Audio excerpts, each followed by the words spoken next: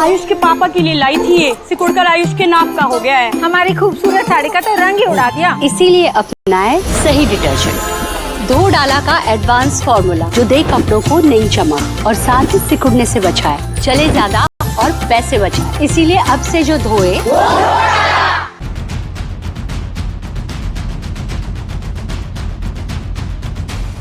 अब्दुल्ला आजम, अब्बास अंसारी और अली अहमद। वैसे तो इन तीनों का वजूद अपने अपने पिता की बदौलत है, मगर अब तैयारी नए कलेवर की है। नजरे 2027 के चुनाव पर है, मकसद मुस्लिम वोट है और टारगेट पर अखिलेश यादव है। अतीक अहमद के बेटे को छोड़ दिया जाए तो बाकी दोनों जमानत पर जेल से बाहर हैं। इसलिए चर्चाएं चल रही हैं कि क्या ये शहजादे अपने पिता को सियासी तौर पर रिप्लेस करने के लिए तैयार हैं। तीनों शहजादों की ग्रैंड एंट्री की खबरें जोरों पर हैं, मगर क्यों, इसका कैलकुलेशन समझने पर एक बात कॉमन तौर पर सामने आती है और वो है मुस्लिम वोटों की राजनीति। अब्बास अंसारी की सियासी हसरत किसी से छुपी नहीं रही। वो पूर्वांचल में अपनी उस विधायकी के दौर को दोबारा से जारी रखना चाहते हैं। वहीं अब्दुल्ला आजम पिता की सियासत पर ब्रेक लगने के बाद से खुद को रिएक्टिव कर रहे हैं, ताकि ये दोनों उस मुस्लिम वोट बैंक पर अपनी पकड़ बनाए रखें, जिसकी बदौलत मुख्तार अंसारी और आजम खां कई बार विधायक बने। अब सवाल है कि आजम ने जिस तरह मुख्तार और अतीक को साथ रखा था, क्या वैसी स्ट्रेटजी आजम खान के बेटे अब्दुल्ला आजम बना पाएंगे? और ऐसा पॉसिबल होने पर अखिलेश यादव को कितना नुकसान होने के चांस है? समाजवादी का वजूद शायद पिछले इलेक्शन में ही लोकसभा खत्म हो गया होता अगर कांग्रेस साथ न मिलती, क्योंकि मुसलमानों ने जहन बना लिया था, जो आजम खान के साथ हुआ, जो अतीक अशरफ के साथ हुआ, या जो भी मुस्लिम लीडरशिप थी उसको खत्म करने के लिए समाजवादी ने कहां धरना प्रदर्शन करा। ये अखिलेश यादव के बयान के ऊपर अगले दिन एनकाउंटर हो गया इनका। बहुत बड़ा नुकसान होगा समाजवादी पार्टी को, क्योंकि आजम खान एक मुस्लिम लीडरशिप के एक बड़े नेता हैं, जो कि मुसलमान उन्हें उत्तर प्रदेश के अंदर अपना नेता मानते हैं। आजम खान साहब इधर से निकलेंगे, उधर से पूरा मुस्लिम वोट निकलेगा। यादव वोट उनके पास पहले से है नहीं, वो जा चुका, तो अखिलेश जी तो 5 सीटों के रह गए। जब मोहम्मद आजम खान साहब आ जाएंगे तभी तय हो पाएगा कौन किसकी तरफ है, कौन किसकी तरफ नहीं। माफिया सुपुत्र और आजम के बेटे की तिकड़ी बनी तो अखिलेश यादव के पास यूपी में खोने को बहुत कुछ है। अखिलेश का माफिया की सिंपैथी वाला कार्ड चल नहीं पाएगा। उनकी मुस्लिम वोट बैंक की राजनीति को सबसे बड़ा धक्का लगेगा। सिर्फ योगी पर फोकस करने वाले अखिलेश को अपनी स्ट्रेटेजी बदलनी पड़ेगी और जिस पूर्वांचल को अपना मजबूत किला अखिलेश मानते हैं, वहां जरूरत से ज्यादा पसीना बहाना पड़ेगा। हालांकि इस पूरे एपिसोड को नगीना से सांसद चंद्रशेखर आजाद अच्छी तरह वॉच कर रहे हैं। वो आजम खान से मुलाकात कर चुके हैं और अब्दुल्ला आजम से अपने रिश्तों को सियासत से कहीं ज्यादा बेहतर बता चुके हैं। सबसे बड़ी बात, चंद्रशेखर की लाइन और लेंथ अखिलेश यादव के बिल्कुल विपरीत है। अब्दुल्ला आजम भाई से मेरे जो रिश्ते हैं वो सियासी नहीं।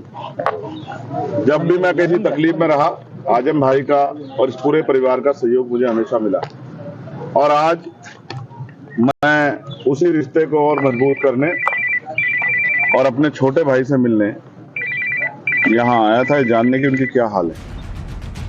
यूपी में संभावित थर्ड फ्रंट का शोर है, इसलिए अखिलेश किंतु परंतु के फेर में है।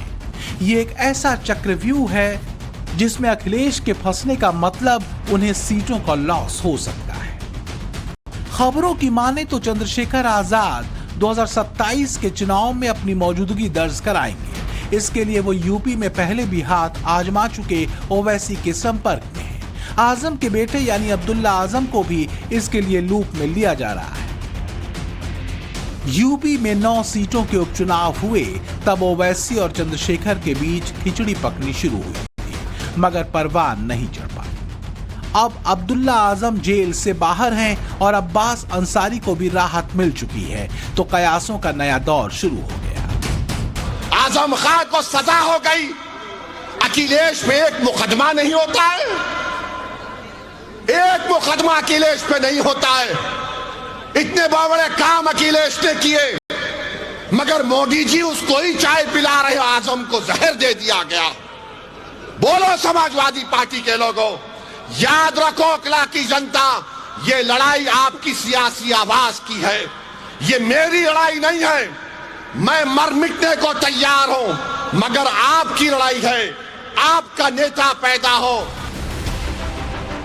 ओवैसी को यूपी में बैकअप मिला तो अखिलेश का पीडीए बिखर सकता है। चंद्रशेखर आजाद दलित वोटों में सेंधमारी करेंगे, एआईएमआईएम मुस्लिम वोटों को खींचने की कोशिश करेगी, अब्दुल्ला आजम अखिलेश से नाराज वोटरों पर डोरे डालेंगे और अब्बास अंसारी मऊ इलाके में डेंट पहुंचा सकते हैं। अब्बास अंसारी को लेकर फिलहाल असमंजस है, क्योंकि उनके ताऊ अफजाल अंसारी समाजवादी पार्टी से सांसद हैं। मगर जिस तरह स्वामी प्रसाद मौर्य अखिलेश का साथ छोड़ गए तो कुछ भी संभव है। पहले भी सरकार मनवाना पर उतारू होती थी, आज भी उतारू है। पहले भी अखिलेश यादव ने भी अनुसूचित जाति जनजाति के प्रमोशन में आरक्षण खत्म किया था। आज भाजपा की सरकार पूरी तरीके से उस आरक्षण व्यवस्था को ही अजगर की तरह निकल गई है। और साथ ही साथ अखिलेश यादव जी खुद भ्रमित हैं। वो पीडीए की बात तो करते हैं, लेकिन एक ही परिभाषा, कभी एक ही परिभाषा अल्पसंख्यक बताते हैं, कभी अगड़ा बताते हैं और कभी देश की आधी आबादी बताते हैं। तो जो खुद कंफ्यूज है वो दूसरों को दिशा क्या देगा। सियासत में कोई सगा नहीं होता, ये बात अखिलेश यादव अच्छी तरह जानते हैं। आज माफियाओं की वकालत करने वाले अखिलेश किसी जमाने में मुख्तार अंसारी से परहेज करते थे। पिता मुलायम से भी बढ़ गए थे मुख्तार को पार्टी से दूर करने के लिए। कहने के लिए वो दौर भी गुजर चुका है, मगर अब्बास अंसारी अंगारों पर चलेंगे ये भी यकीनी तौर पर कहा नहीं जा सकता। पिता मुख्तार के रास्तों पर चलने का हुनर अब्बास अंसारी आहिस्ता आहिस्ता सीख रहे हैं। 43 लाख बंदूकें, 32 लाख का सोना और 28 लाख की गाड़ियां मुख्तार अंसारी के बड़े बेटे अब्बास अंसारी के महंगे महंगे शौक की एक झलक भर है ये। ऐसे न जाने कितने शौक पाल रखे हैं माफिया सुपुत्र अब्बास ने। माफिया का बेटा होने के अलावा मऊ के विधायक भी हैं अब्बास अंसारी, इसलिए करोड़ों में खेलते हैं। मुख्तार के बड़े बेटे के पास हर चीज लाखों में पाई जाती है। पिता मुख्तार अंसारी से कम नहीं है अब्बास अंसारी का लाइफस्टाइल। वही अब्बास अंसारी अब दोबारा विधायक बन गए हैं। धमकी देने के मामले में अब्बास अंसारी को 2 साल की सजा से राहत मिल गई है, जिसके बाद विधानसभा की जो सदस्यता है वो बहाल हो गई है।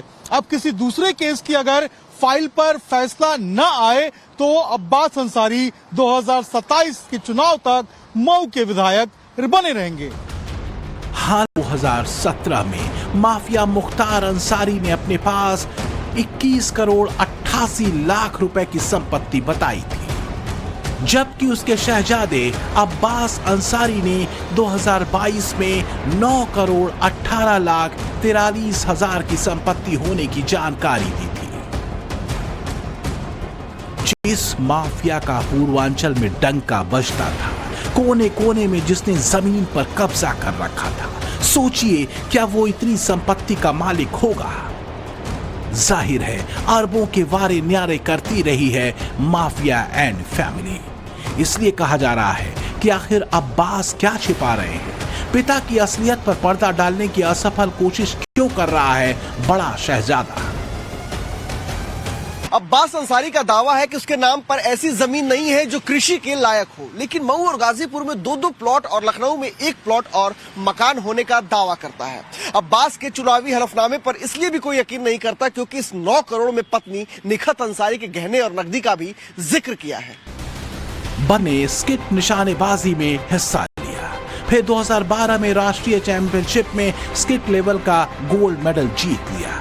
उसी साल फिनलैंड में जूनियर वर्ल्ड कप हुआ तो अब्बास ने दुनिया के टॉप 10 शूटर्स में अपनी जगह बना ली। कहा जाने लगा कि वाराणसी, मऊ और गाजीपुर इलाके में उससे बड़ा कोई निशानेबाज नहीं। अब्बास अंसारी ने उड़ती चिड़िया पर भी सटीक निशाना लगाने वाले शॉटगन की पहचान बना ली।